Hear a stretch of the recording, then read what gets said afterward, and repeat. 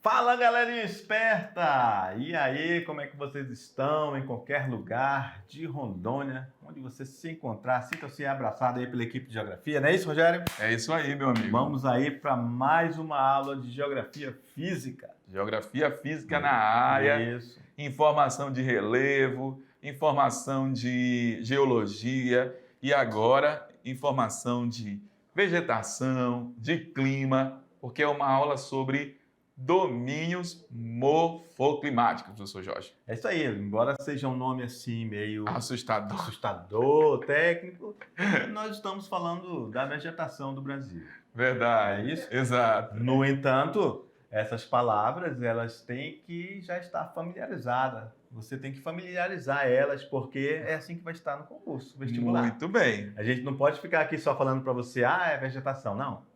Domínios morfoclimáticos. Esse nome bonito aí. Exato. Tá? Beleza? Vamos lá no quadro, meu diretor?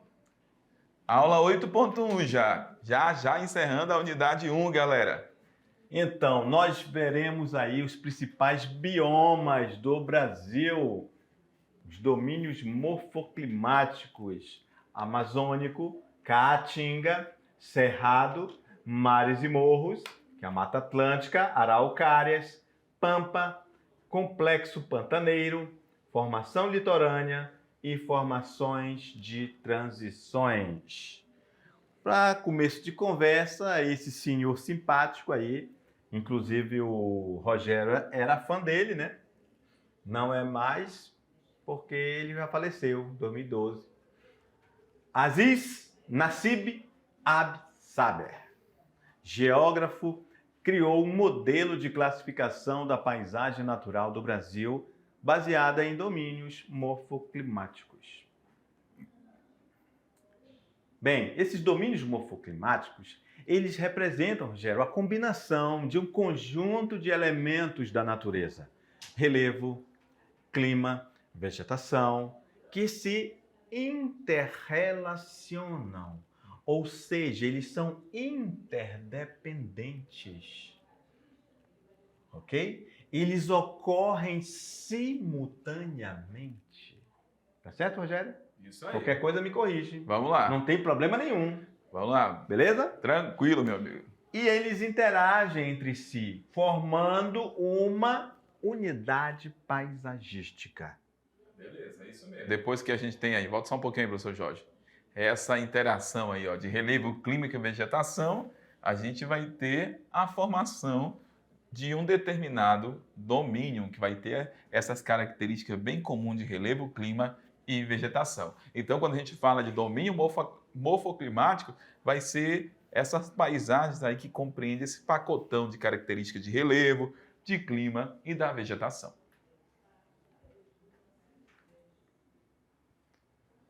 Morfo está relacionado à forma e, obviamente, climático relacionado ao clima. Exatamente. Então, olha só, domínios morfoclimáticos brasileiros, Rogério. O verde aí é a Amazônia. Que é o maior, né? Uhum. Aí a gente tem o laranja, tipo laranja para o marrom, que está sendo representado aqui pelo 4, que é o cerrado. O 3, mares e morros. Essa região aqui, litorânea do Brasil. Acidentada, okay? Né? Isso. E eles vão ser também chamados de Mata Atlântica, né? Muito bem. E aí a Caatinga aqui, essa região central do Nordeste, que ela é um semideserto, semiárido. Exatamente. Que vai influenciar na biota. Não é isso? Dessa determinada área, né? Isso, a biota é a vida. Muito bem. Que animais viverão aí? Que tipo de vegetais terão? Isso vai ser mesmo. Bem específico. Com certeza. Que Caatinga quer dizer, em Tupi-Guarani, se não me engano, é mata cinza, né? Porque ela vive... Que ela vai ser essa região que você passa ali de avião, Rogério? Vamos lá. Ali na região do Nordeste, você passa de avião, Quando você vai saindo da Amazônia, passa por cima da Caatinga, você percebe essa mudança gradual de cor, ok? Exatamente. E aí a gente tem outras aí, professor. Além, aí tem pradarias, leia os demais aí, localiza aí, por favor. Isso, a Caatinga, araucárias, aqui na região do sul do Brasil, e as pradarias, também na região sul do Brasil. E Muito bem. essas faixas que estão em branco são as chamadas áreas de transição, ok? Só relembrando aqui, Rogério, que eu falei mata cinza, né? A Caatinga, não, ela é considerada uma floresta branca, mata branca. Exatamente, muito porque bem. ela é clara, ela vai ficando clara, saindo da Amazônia, ela vai se tornando clara. Com certeza. Beleza, Rogério, olha aí. O domínio amazônico. Obviamente, estamos falando do maior domínio de bioma do mundo. Muito É bem. isso, obviamente que estamos falando agora do Brasil, mas os domínios morfoclimáticos, eles não obedecem aos limites políticos dos países. Não, É isso? não. Isso vai para muito além dos limites do Brasil. Das nossas das nossas fronteiras, fronteiras, né? Beleza? E aí, quando a gente fala do domínio amazônico, a nível Brasil, a gente vai encontrar, olha, em várias partes do Brasil, ó, a gente vai encontrar no Acre, agora vamos mudar de cor, né, professor Jorge? Acre, Roraima, Amazonas, Amapá, Rondônia, que o professor Jorge até falou, do Mato Grosso, no Maranhão, a gente vai encontrar essa grande extensão do nosso domínio amazônico. Então, como essas regiões têm essa parte, como é que podemos dizer, cor de uma espécie de bege clarinho, né? É, exatamente. Que são as áreas de transição. Isso mesmo. Por que é uma área de transição? Porque ela vai gradativamente mudando devido ao tipo de solo, o tipo de clima, que também vai influenciar na vegetação. Exatamente. É isso? Olha aqui em Rondônia. Olha, a gente tem domínio amazônico, não é em todo o estado de Rondônia que nós temos. Muito bem. A gente vai ali, Rogério, descendo a BR, a gente consegue ver algumas vegetações que são características do Cerrado. Vilhena ali, né? Isso. Vilhena em diante a gente consegue ver muito nessa questão do Cerrado, né? Até aqui perto em Ariquemes. Muito a gente bem. vê aquelas árvores retorcidas com galhos grossos e baixinhas. Então, isso são vegetação de espécies de uma área já de transição, entrando para a Amazônia, né? Muito bem. Misturada com árvores muito altas, Com certeza. como da Amazônia. Beleza, olha só, quais são as características da floresta amazônica?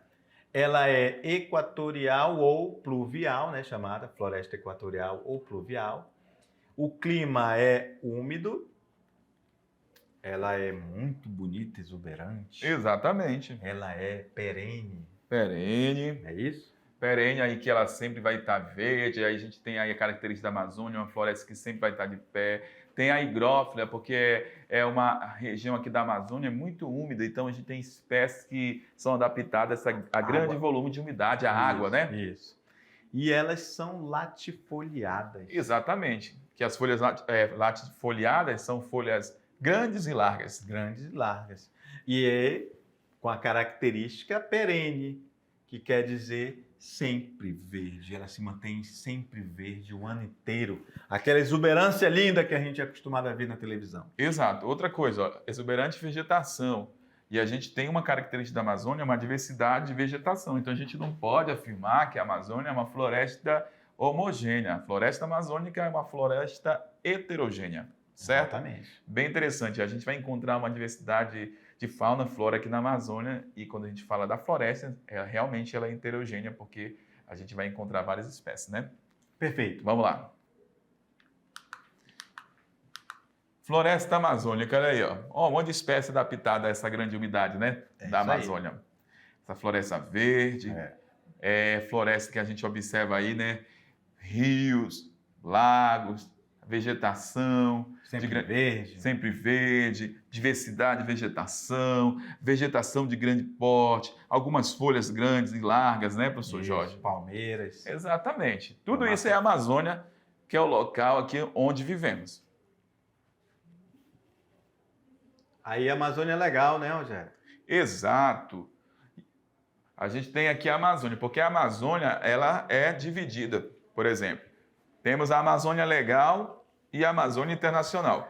Quando a gente fala de Amazônia Legal, a gente está falando da Amazônia dentro do território brasileiro, beleza?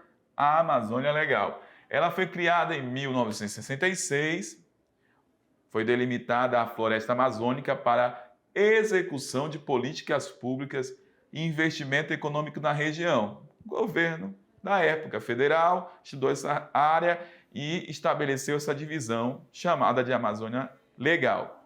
Então, a Amazônia Legal, ela abrange a região norte, certo? Todos os estados da região norte, parte do oeste do Maranhão e maior parte do Mato Grosso. Então, quando a gente fala de Amazônia Legal, ela vai além dos limites territoriais da região norte. Porque Maranhão faz parte da região Nordeste. Mato Grosso faz parte da região Centro-Oeste. Então, a gente está falando o quê? De áreas que possuem essas mesmas características de clima, da vegetação, e esta é a Amazônia Legal, que foi elaborada aqui em 1966, essa delimitação. E aí, a Amazônia Internacional, como o Rogério falou, vai além da legal. A legal está dentro do Brasil. A internacional está abrangendo outros países da América do Sul, como Bolívia, Peru, Equador, Colômbia, Venezuela, Guiana, Suriname, Guiana Francesa. Então, vocês podem ver aí, ó, por este mapa, vocês conseguem perceber que a Amazônia vai além do território brasileiro.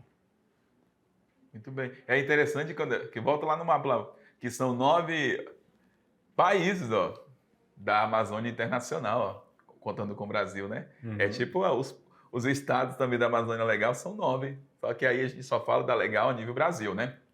E agora a Amazônia Internacional, a nível aqui, vamos colocar América do Sul, né, professor Jorge? É isso aí.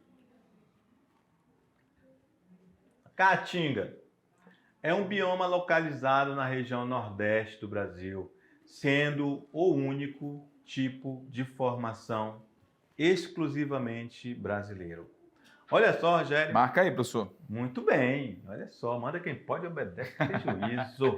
Eu vou marcar porque o professor Rogério falou que eu tenho que colocar isso e você também vai colocar no seu caderno. Olha só. Caatinga, o único tipo de formação vegetal exclusivamente brasileiro.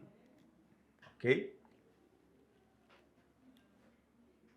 Possui uma área de 844.453 quilômetros quadrados. É cerca de 10% do território nacional. Só 10%, né? É. Então, a característica dela é assim, ó. Ela integra os estados do Ceará, Alagoas, Bahia, Paraíba, Pernambuco, Rio Grande do Norte, Piauí e uma pequena porção do norte de Minas Gerais. Vale ressaltar, galera, que essa vegetação é assim porque ela também é influenciada naquela inter-relação, né? A inter-relação. Então, ela é influenciada pelo clima e influenciada pelo solo. Exatamente. Não é isso? Muito bem. Característica da Caatinga. Tá aí, ó, do Tupi-Guarani, Mata Branca. Pois, no período das estiagens, a paisagem perde as folhas e fica predominando uma tonalidade entre o branco e o cinza. Muito bem. São plantas xerófilas e caducifólias. Professor, não entendi foi nada, professor. Explica melhor. Biologia trabalha muito, né? Muito. Com a definição, né? Caatinga. Quando você ouvir falar em caatinga, são plantas xerófilas e caducifólias, ou seja, perdem as folhas em um determinado período do ano. Exatamente. E são xerófilas, está relacionada à questão dessa espécie adaptada à região de seca, né? Seca. E aí ela tem até uma característica da sua própria estrutura, né? Como planta lá, por exemplo, a gente tem os cactos, né? Por exemplo, que é uma estrutura onde consegue reter água por muito tempo e tirar água vamos colocar, de grandes profundezas, né? Para poder sobreviver a esse período aí das secas. E essa perda da folha, que é chamada de caducifólia, é um mecanismo de defesa, né? E o xerófilo, o cacto, né, você falou. Uhum. Aí tem os espinhos, né? Sim. Os espinhos é uma forma de ela se proteger. Não de alguém que vai lá pegar, mas ele proteger a água. Porque aquelas agulhas são as folhas, elas são como as consideradas folhas do cacto. Para justamente não captar, não perder muita água. Exatamente, porque quanto mais verde, mais a necessidade de umidade, né? De água. E vai pegar mais sol. Exatamente. Vamos lá. Aí, professor Jorge, a caatinga, né? A gente consegue observar essa característica aí do cacto. Agora a gente tem um outro domínio que é o do cerrado. Que o cerrado, a gente vai verificar já a localização dele, região central do Brasil, né? A gente tem aí o clima tropical, a predominância desse clima na área, e a característica das árvores lá do cerrado. A gente vai encontrar arbustos e também árvores de pequeno e médio porte. Diferente da Amazônia, que está todo mundo junto e misturado na Amazônia, boa parte da Amazônia, onde a floresta de grande porte preservada, uma floresta mais fechada, seria mais ou menos aqui, professor. Floresta amazônica, tudo junto, tudo misturado. Então, quando a gente fala do cerrado, ó, afastado. Uma árvore aqui, uma árvore menor, outra árvore maior, outra árvore um pouquinho maior. Um pouquinho maior, professor. E é desse jeito. É lembrar do cerrado, entendeu? Beleza, galera? Vocês não vão esquecer desse exemplo aí, ó. Vamos lá, de olho na tela. Então é o cerrado. A Amazônia não, todo junto, todo mundo junto e misturado. Rogério, principalmente eu vou esquecer, Rogério. Principalmente aí na Amazônia mais densa, porque a Amazônia tem densa e tem floresta aberta. A densa é bem junta mesmo e a aberta já são espaçadas. Característica aí do cerrado. Temos também galhos retorcidos e casca grossa, com raízes profundas também nessa região do cerrado. Espécies que a gente traz para vocês aqui, característica do cerrado, ó, o pequizeiro e o buriti, que é o piqui, né? Beleza? Tem até a música que fala, né? Lá de Goiás, né? Para acabar o piqui de Goiás. É isso aí, ó. Tá vendo? Vocês vão esquecer mais. Vamos lá. Vegetação também caducifólia. Por quê? Tem esse mecanismo de perda de folha, né? Principalmente aí no período mais quente nessa região. Aí o cerrado, professor Jorge. Arbustos, beleza? Como a gente observa aqui embaixo alguns arbustos e algumas árvores aqui, ó, no canto aqui, ó, espaçadas, de médio e pequeno porte. Parece um pouco com aquela vegetação que temos na África, né? Exatamente. Lembra um pouco da savana, né? Savana, e troncos retorcidos. Beleza, galera? E aí o domínio de mares de morros. É uma floresta tropical muito parecida com a floresta amazônica. Ela tem uma elevada pluviosidade, ou seja, chove muito. A gente vê isso acontecendo durante, principalmente, dezembro, janeiro, quando a gente ouve nos telejornais, né, que teve muita chuva lá em São Paulo, muita chuva no Rio, muita chuva em Minas Gerais, né, Rogério? Muito bem. Inclusive, às vezes, dependendo da localidade e da ocupação irregular do terreno, aí existe aquelas catástrofes. Né? Exatamente. É essa região aí, de característica de mares e morros, porque realmente são muitos morros. Ela é perene, sempre verde, como a Amazônia.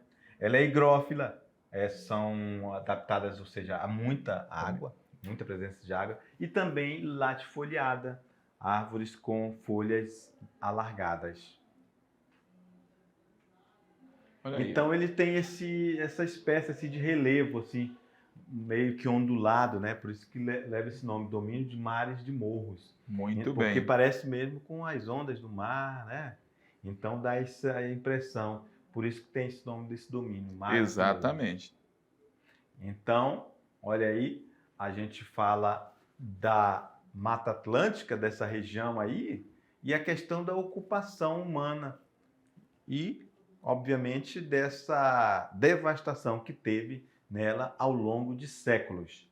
Essa parte verde clara que vocês veem no mapa, essa parte aqui, ó, ela aqui já acabou. No século XXI, a gente só tem esses pontinhos verdes mais escuros aqui, ó. Ok? Vou apagar tudo e usar um marca-texto melhor. Aqui, ó.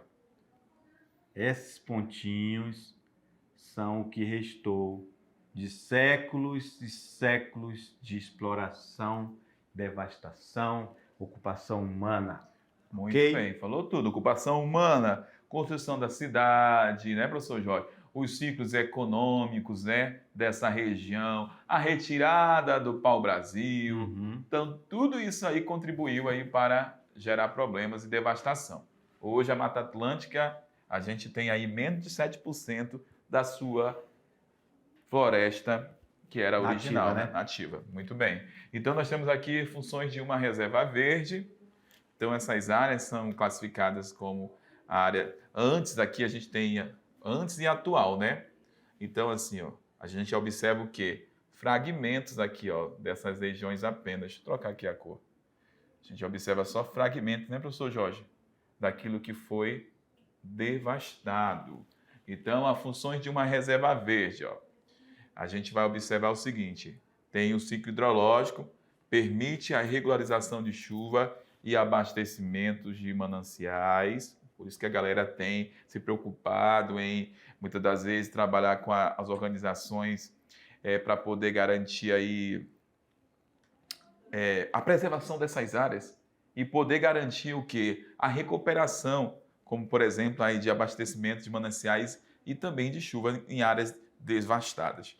Produção de oxigênio, mais sequestro de carbono quando a gente tem uma área preservada, proteção das bacias hidrográficas, vão estabilizar o assoreamento quando a gente tem uma reserva verde, e também proteção do solo e habitat de espécies animais e vegetais diferentes. Então, assim, o ideal é que aumente a cada dia essas áreas de reserva verde para a gente poder ter esse equilíbrio quando a gente fala das questões ambientais.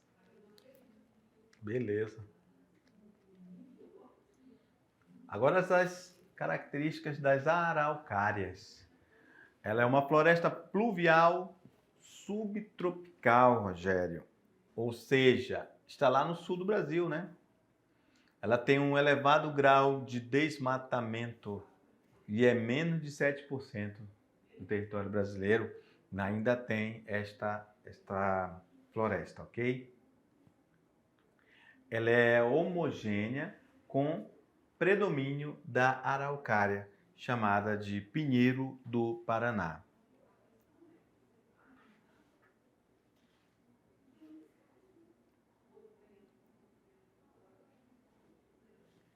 Tá aí as outras características das araucárias. O clima dela, ela ocorre em clima subtropical, região sul do Brasil. As folhas são aciculifoliadas. Consegui falar essa palavra. Rogério, o aluno pode até grifar para aumentar, né, o palavreado dele, né? Exatamente. Porque pode vir assim. Pode. Aí ele tem que saber que essa palavra aí, ó, aciculifoliadas, é aquelas folhas em formato de agulha. Exatamente. Não é isso? O tronco delas são cilíndricos e retos, diferente lá do cerrado, né? Que Exato. são tortos, né? Muito bem. E elas são heliófilas, precisa de muita luz solar. E aí a gente lembra aí muito dessa região do Pinheiro, né, professor Jorge? Aham. Que vai caracterizar essas floresta de araucárias. E aí, o Pantanal, Rogério, olha só, Pantanal, localizado ali no Mato Grosso, na região centro-oeste do Brasil, Mato Grosso do Sul, norte do Paraguai e leste da Bolívia, ou seja, também vai para outras partes da América do Sul, ou seja, Paraguai e Bolívia. E aí, professor Jorge, e o Complexo Pantanal é uma faixa de transição, né? Sim. É uma faixa de transição. Características do Pantanal. Faz parte de uma formação maior denominada Chaco. É uma grande planície inundável que possui vegetação rasteira e espécies da floresta tropical. Apresenta uma enorme biodiversidade. Flora com predominância típica de plantas de brejo. É possível observar a presença entremeada da vegetação de cerrado, campos e florestas, ou seja, como o professor acabou de falar, uma área de transição. Muito bem. E aí a gente vai encontrar essa vegetação de pequeno porte, com árvores espaçadas e um relevo aí mais aplainado. Por isso que a gente vê essas áreas inundáveis dentro do Pantanal. E os pampas, Rogério? Os pampas, chamado pampas gaúchos. Vamos lá, os pampas, né, professor Jorge? Isso. É o extremo sul do país, né? Já ali também formando esse domínio que vai também, além do Brasil, vai lá para a Argentina e para o Uruguai. Características dos pampas é uma vegetação formada basicamente por gramíneas, formações rasteiras ou herbáceas. Aí a gente já tem uma diferença, né, agora, né? Olha só. Ó, uma vegetação formada por quê? Gramínea, formações rasteiras e herbáceas. Então a gente já não vai encontrar aquela vegetação de grande, médio porte. Essa área a gente vai ter o cultivo aí da questão da agricultura e também a criação de animais dentro do Pampa brasileiro. Que o Pampa também, ele pode ser chamado de pradarias. Então, Pampas, Campo Sulino vai representar essa região. Então, olha só, em áreas de clima seco, inundável, solos arenoso ou ainda em áreas de clima frio, quanto mais ao sul do Brasil. Historicamente, ele vem sendo usado para a criação de gado e, recentemente, toda essa questão da agricultura mecanizada. Olha a região aí do Pampa. Voltando aqui, ó. A gente tem aí, ó, uma região mais plana, herbácea, gramas na composição desta vegetação, né, professor Jorge? Bem representada aqui nessa região desta imagem. Outra vegetação é a vegetação litorânea. Ó, nessa vegetação litorânea, a gente vai encontrar a variedade de paisagens. Deixa eu trocar aqui a canetinha. A gente vai encontrar essa variação das paisagens vegetais e são coberturas vegetais que revestem as áreas do extenso litoral. Então o nome já está falando, ó, vegetação litorânea, a gente vai encontrar onde? Nas áreas do litoral brasileiro. E aí a gente tem diferenças. A gente vai encontrar áreas de mangues no litoral do Brasil e também as chamadas restinga. Vamos analisar aqui mangues. Características do mangue, professor Jorge. Flora homogênea e halófila, arbórea e arbustiva, raízes aéreas ou escórias. Olha só, halófilas porque ela é uma região ali que tem sal, né? Isso mesmo. Então, ela é homogênea porque ela tem essas características bem delas, assim, de ter essas raízes aéreas. Você consegue detectar de longe onde é que é o mangue. Muito bem. E a região de mangue é muito importante, né? Porque ela vamos colocar, é um corredor de geração de vida, tanto ali para os ecossistemas marinhos, também para ali para a região da floresta, né? E rios. Exatamente. Aí a gente tem aí as restingas. Que é a vegetação das praias e dunas.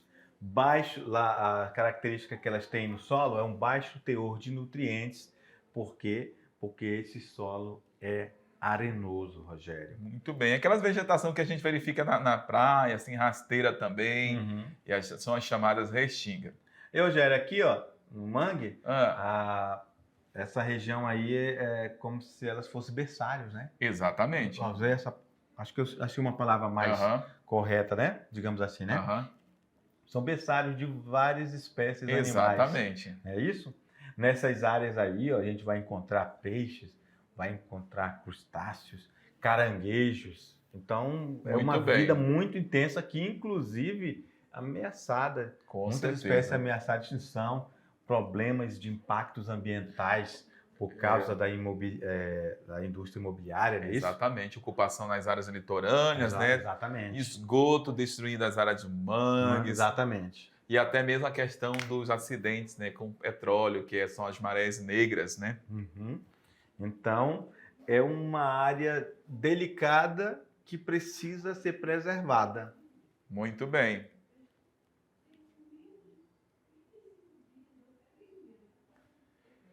E a vegetação de transição, que é a mata de cocais, que aí a gente tem ali na transição do Maranhão para a Amazônia, naquela região a gente vai encontrar essa mata de cocais.